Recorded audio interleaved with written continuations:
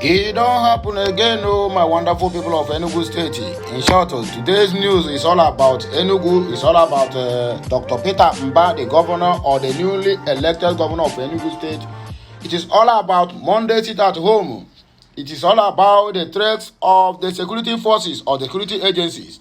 It is all about the governor forcing his own residents, the people whom he have sworn to protect and to protect their lives and property, is now the one threatening them that if they refuse to go to their shops, he will lock down the shops and collect the ones that have license and collect all their licenses. My dear brothers and sisters, I beg make I ask you, e good? E no good, abi? No problem, oh. Make una see the breaking news which I brought to us this Tuesday morning. Breaking news coming from the office of Dr. Peter Mba, the newly elected governor of Enugu State. Sit at home order. Peter Mba storms market, state secretariat to ensure compliance, but meet empty markets. It shock you, Abi? It shock you very well. Okay, now, you want to buy for people that they must go to shops, whereby the thing that is making them to sit at home have not been met. This executive order you are given in Enugu State, use that power, use that strength, and use that your commissioner of police, that Hausa man or that Fulani cabal that you are using to impose orders in Enugu State. Use it, carry all of them, march to the DSS, where our leader, Mazi Nnamdi Kanu, is under solitary confinement arrest, brain torture, and emotional pains. Release him, and you will see that all these things will become a past tense. That is my word and advice for you, Dr. Peter Mba. Do these things. Not that I'm supporting the sit at home because it's really crippling the economy of the Southeast, but we have no option. Since the prominent men in the society or our elder statesman has spoken not one time, not twice, to the then president of the Federal Republic of Nigeria, release Mazi Nnamdi Kanu, he said, let the court take its full course. The Court of Competent Jurisdiction, High Court in Aba, and Appeal Court, the second most highest court in Nigeria, have granted this young man discharged and acquitted. But they said, Nehi, I don't know what they want again. Nnamdi Kanu is being held beyond his human rights, and they are abusing his fundamental human rights. Peter Mba and other Southeastern governors should do the needful when make the haste while the sun is shining, according to my English people. So, my good people, this morning, make gonna try to subscribe. If this is your first time of hearing my voice, you don't know who is here. My name never changed. I am Amandia Neze speaking from the platform of Okute Daily Talk. I am that your media man with a difference, and that your broadcaster will get better swag. You know the hear am, that's all the thing take me. So please, I want you to continue subscribing, liking, sharing, and also make sure you are commenting. It is very, very important. For my commentators, I have said it earlier this year that before this year runs down, I am taking down the names of people who are consistent in their comments. And there must be a giveaway for them at the end of every year. That is my promise, and I am actually fulfill it. I will never go back to my words. I am not a dog who vomits and also eat it back. I can never do that. So make una do what? Make una calm on our nerves and relax while we go to the state, or while we go straight to the reason why we are here this morning. Omena, that's all the thing take be. So make you do what? Make you clean your ear very well, because what you are going to hear from this very news now is going to surprise you. The Enugu State Governor, Peter Mba, has on Monday stormed some markets and the State Secretariat to ensure compliance with his directive concerning the Monday sit-at-home order in the state. Nigeria News earlier reported that Mba on Saturday said his administration would not put up the civil action in the state from Monday June 5, 2023. According to the governor, schools, markets, motor parks, and other businesses that fail to open for business or academic activities on Monday, June 5, 2023 will be closed down by fire, by force. That is not the way, my dear. If what you want to practice in that Enugu state is a tyrant kind of government, my dear, you will find it very difficult to contend with the people in your states. Mba, in a public service announcement on Saturday, said, this is to inform all schools, markets, and retail outlets, hospitals, transporters, malls, and general members of the public that in view of the recent ban and cancellation of Monday sit at home by the government of Enugu State in all nooks and crannies of the state, they have been directed to go about their normal businesses and activities every day of the week, including Mondays. As the case may have it, the above-mentioned bodies and others alike are required to comply with the directive as adequate security measures have been taken to guarantee their safety. Members of the government's task force will be moving around to monitor compliance. Any market, transport outlet, or other body that fails to open for business risk being shut down immediately. Then I ask, banks and gasoline stations, all of them joined on the sit at home yesterday. The whole street was deserted. What are you going to do? Are you going to kill the whole Enugu citizens or residents, or shut all their businesses down? When you do that, who are you going to rule and who is going to generate the revenue for you? My dear, have a rethink before you make any statement. But a visit to some markets, motor parks, schools, and other places in the state revealed that businesses were shut down as usual in compliance with the sit-at-home order of the indigenous people of Biafra, IPOB. It was gathered at a popular Holy Ghost roundabout near Obeiteme Market. A combined team of security operatives comprising the police, personnel of the Nigerian Security and the Civil Defense Corps and the military were stationed at the area with the 2 armored vehicles and several petrol tanks. Although the main gate of the Obeiteme Market was left open, shops in the market were under lock and key, and it was discovered too that some commercial banks, filling stations, and schools were also shut down. However, to ensure compliance, Mba stormed some marketplaces, among other locations in the state, to ensure the effectiveness of the ban on sit-at-home in the state. Mba took to Twitter to post videos and photos of his visitations today. He said, I was pleased to see civil servants on ground at Enugu State Secretariat when I visited there earlier today. Enugu State is our own, and all hands must be on deck to oust the detrimental sit-at-home order. I shall continue to provide adequate security to ensure that our lovely home is peaceful, secure, and viable. Let me tell you one secret thing. Why people, it seems like they're adamant to obey the executive order from the governor of Enugu State. The issue there is this. If all these criminals parading themselves as IPOB or ESN, or those who is enforcing the sit-at-home, if they storm the schools, the markets, the gasoline station, banks, or wherever, kill people or abduct people, the Enugu State will never. They will only tell you, we are doing our investigation, and the people killed, they will just go like that. No any action or whatsoever will be taken. Now you are saying that all Enugu State residents should go back to their normal business. I'm not disputing that fact. But you must understand that you have to put a complete and concrete security measure to contain those people who are attacking the residents and the ones they said they violated the sit-at-home order. I shall continue to provide adequate security to ensure that our lovely home is peaceful, secure, and livable, according to Mba. Today, I went round Enugu Metropolis to urge our people to come out and go about their various businesses. In Enugu will not continue to sit at home on Mondays, the first working day of the week. We should not encourage the crippling of our economy, but must work to ensure it is revived. In other words, you are looking for what they call it? People that will generate revenue for you. As simple as that now. Arewa Consultative Forum, they don't come out deny, say they never endorse anybody that is called Oduzo Carlo for Senate President. But the young man or the old man is claiming that these people endorsed him.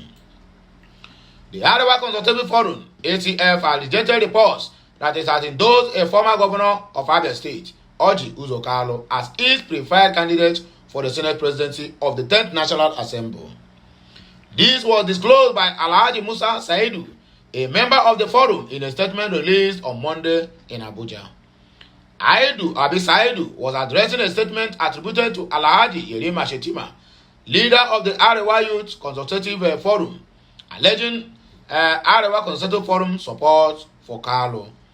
I want to say without fear of contradiction that the ACF has no youth wing, and there was no time that we start to say to make Shetima the AY ACF leader. The whole thing is false, Saidi clarified. Saidu, who is also the leader of the Arewa community in southern Nigeria, opined that the ACF would prefer the Senate president to be zoned to the north, given its significant contribution to the victory of Bola Ahmed Tinubu in the February 25th election. The north contributed the highest vote for Tinubu in the presidential election, so we can't just endorse candidates from other zones for the Senate presidency, Saidi asserted. According to him, endorsing other zones would contradict the North support for Tinubu's presidency.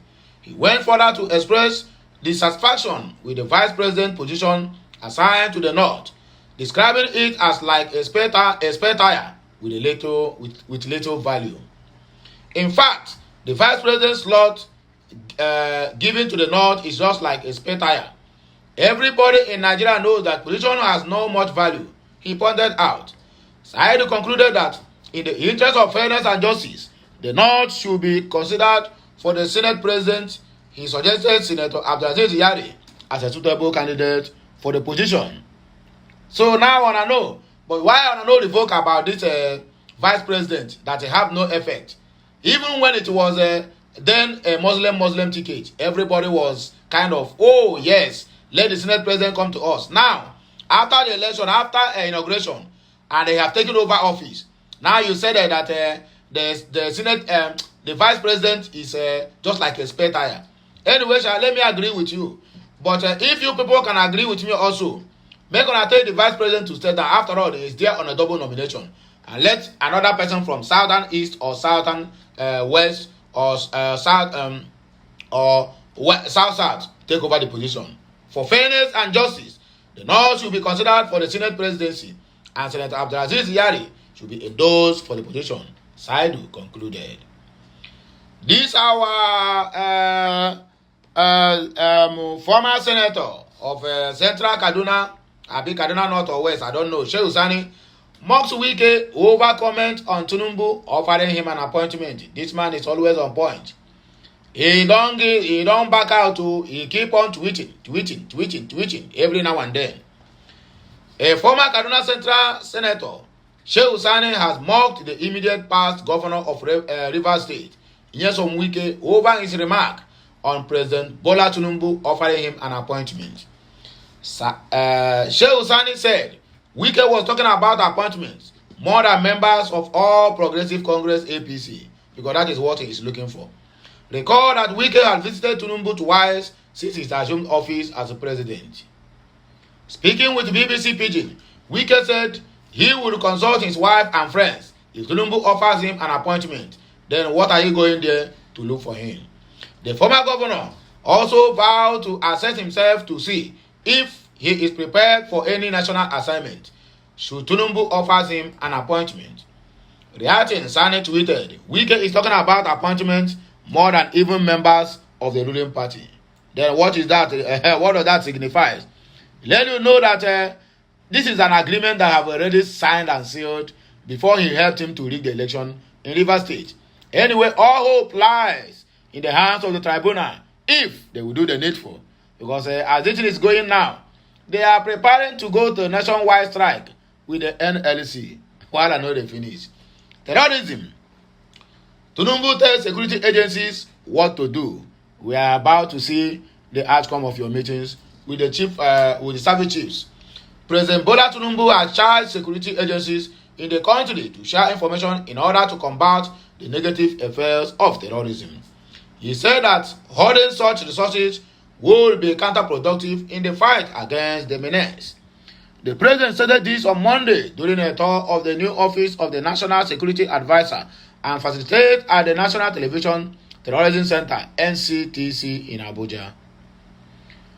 He said his administration recognized the relationship between security and economic revival, prosperity, and also development. Tinubu said that terrorism is a global phenomenon that must be tackled with all resources in order to be eliminated completely. If we as Nigerians are looking for economic revival, prosperity, and development, then we have to give priority to security. What I have seen here is a demonstration of intelligence effort to counter terrorism. This must be backed by knowledge. Counter-terrorism that is not backed by knowledge and intelligence is not going to be of any service to any nation. We are going to work on that together. The effort of the entire armed forces of this country must be put together in a way that there will be one single focus on securing the country, he said. The Deputy President of the Federal Republic of Nigeria, Remi Tinubu, takes up first official engagement. And we are waiting for, we have another office again, if you people have forgotten. We have a Iyoloja of Federal Republic of Nigeria, not only Iyoloja of Lagos again, or Iyoloja of Yoruba land. So in other words, we are going to have a president, deputy president, vice president, and a deputy president. And in all this, one family occupies 3 seats there. Even we are going to have instead of deputy senate, we are going to have vice senate president, and deputy senate president. Because Seyi Tinubu is going to come to become the vice senate president before the deputy senate president will take over. That is what we are saying. And all of them will have their ADCs standing behind their back. So Remi Tinubu has taken over her office as the deputy president of the Federal Republic of Nigeria, because under this administration, be ready to see wonders and be ready to see things that have never happened, not in Nigeria or anywhere around the globe. Oluremi Tinubu, the president's wife, assumed her first official role as Nigeria's first lady on Monday in Abuja. Tinubu officially met with the heads of units in the first lady's office and took a tour of the office in the company of a permanent secretary, Tijani Umar, and other heads of units as well as the media team. During the meeting organized by the permanent secretary, Tinubu applauded the immediate past government for leaving capable hands behind for her to work with. I am delighted to meet you all. I believe that as we transit into this new role that God has blessed us with, I will need your experience in serving our people. We thank God that the outgoing administration was able to leave us in a very capable hands, she said. The first lady said that she would engage the unit heads whenever the need arose. I'm also trying to get some political appointees to join you, she added. In his response, the permanent secretary expressed the readiness of the staff members in the unit to work with Oluremi Tinubu. In due course, Your Excellency, you are going to be meeting with the other members of the staff because it is a privilege for them to know the boss they will be serving according to what do they call himself? According to the Secretary General. Tinubu received Wike, Dave Umahi, Godswill Akpabio at Presidential Villa. Let us see what are they meeting for. All these things is just lobbying for that position, Senate President. President Bola Ahmed Tinubu met on Monday with ex-governors Nyesom Wike of Rivers State and Dave Umahi of Ebonyi State. Tinubu also met with the anointed candidate of All Poverty Congress, APC, for the Senate presidency, Godswill Akpabio. The meeting was held at the Presidential Villa. All happens in Abuja. As of press time, the agenda for the visit was unclear, but it may not be unconnected with the leadership of the 10th National Assembly that will be inaugurated this month, June.